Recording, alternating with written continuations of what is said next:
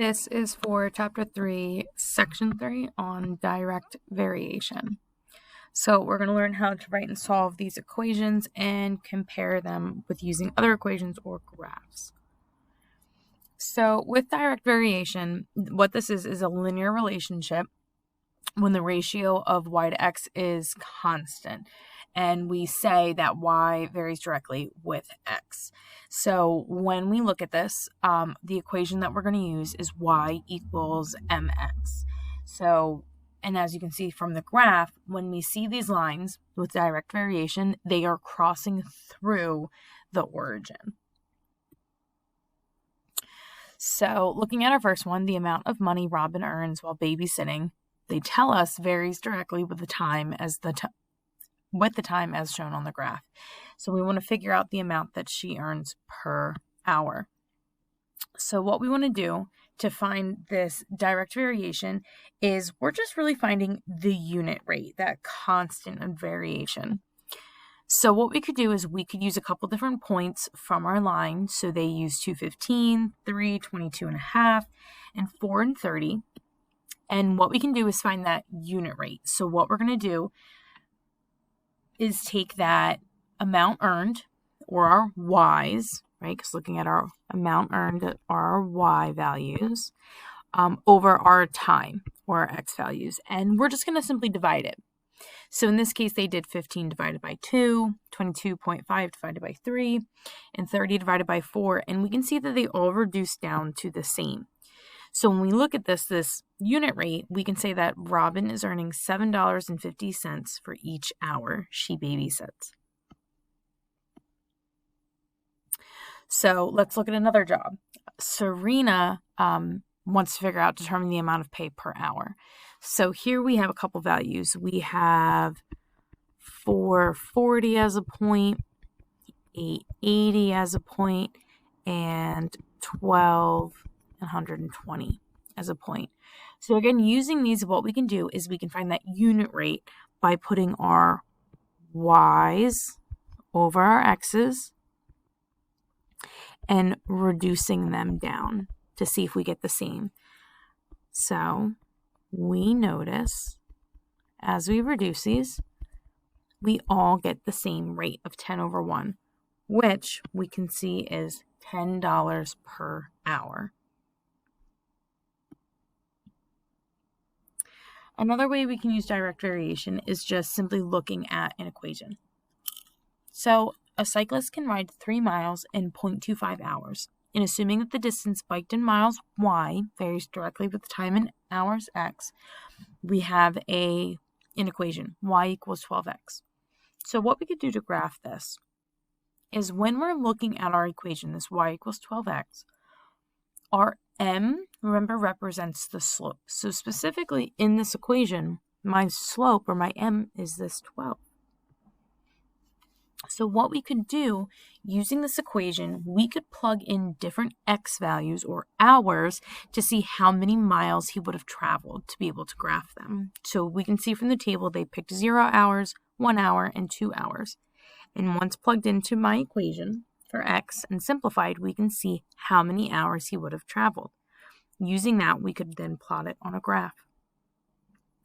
So looking at this, our unit rate, or that slope of the line, we can say is 12 miles per hour.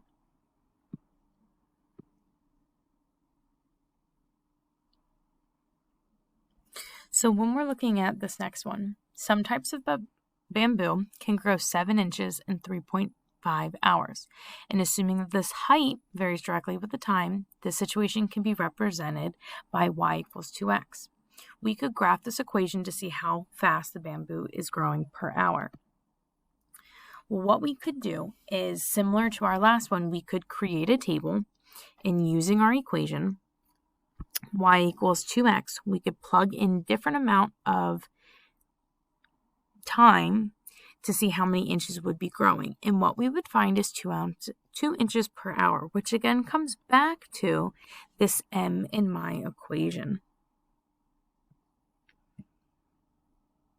So when we're looking at direct variation, there are a couple different ways that we can look and find this. We can look at tables, we could look directly at words, our equations, or on a graph. So let's compare two. Here we have a word problem. The distance y in miles covered by a rabbit in x hours can be represented by our equation, y equals 35x. However, the distance covered by a grizzly bear is shown on the graph. Which animal is faster? Well, when we're looking at the rabbit, they give us an equation, y equals 35x. We know from this, because it's in that y equals mx form, that my slope, or my m, is going to be 35, or 35 miles per hour. So then going to my grizzly bear, what we can do is we can find the slope of this line, which we can see that there's already 2 points picked for us, and the growth, the vertical change, and the horizontal change are already marked for us, where that rise over run is 30 over 1, or just 30, which represents 30 miles per hour. Well, if we're thinking about which one is faster, we know that 35 is a larger number than 30, so we can say the rabbit is faster. So another one we can look at is a table where they're telling us a number of tokens for our total cost for playtime games, whereas the tokens at game time, they're already telling us are 25 cents per token. And we want to figure out which one has the best price. So what we can do is we can find out how much it costs at our playtime games by finding the slope, or that rate of change, of these values. So we could pick 2 points from the table, and we could use our slope formula.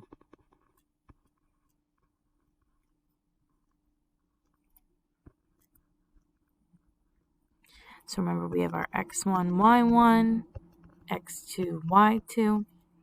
So we could do 5 minus 3 over 25 minus 15. We get 2 over 10, reduces to 1/5. And if we're thinking about money, 1/5 is the same as 0.2 or 20. So our playtime games would be 20 cents per token. So playtime games would be the better price because it's cheaper for 1 token. So looking at number 4, a 3-year-old dog is often considered to be 21 years old. And assuming that this equivalent age in human years, y, varies directly with its age as a dog, x, let's write and solve a direct variation equation to find out the human age for a dog that is 6. So because they're already giving us the variables, saying x is our dog's age and y is our human age, we can use those in our y equals mx form. And we can plug in the values that we know. So they're saying that if a dog is 21 in human years, we're going to replace our y with 21. And if it's 3 years old in dog years, we're going to place that x with 3. So what we'd be able to do is solve for our m, or that rate of change. So we could divide by 3 on both sides, the inverse operation, and we get m is 7. So now that we have our m, our slope, we can rewrite this equation as y equals 7x. So now that we have the direct variation equation, what we could do is we could plug in our dog of 6 years old. We could plug that in to see how old they would be as a human. So replacing our x with our 6 and simplifying it, we could say that a 6-year-old dog is equivalent to 42 years in human years.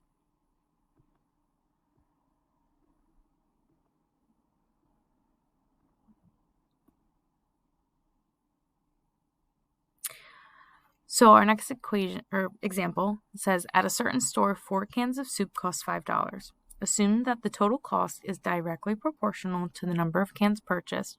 Write and solve a direct variation equation to find out how much it would cost to buy 10 cans of soup. So since they're telling us that the total cost varies directly with the number of cans purchased, we can say that our y is going to represent our cost. where X is going to be the number of cans. So if we were to write it in Y equals MX form, we can use those values, our total costs given, and the number of cans given, so we can find our slope.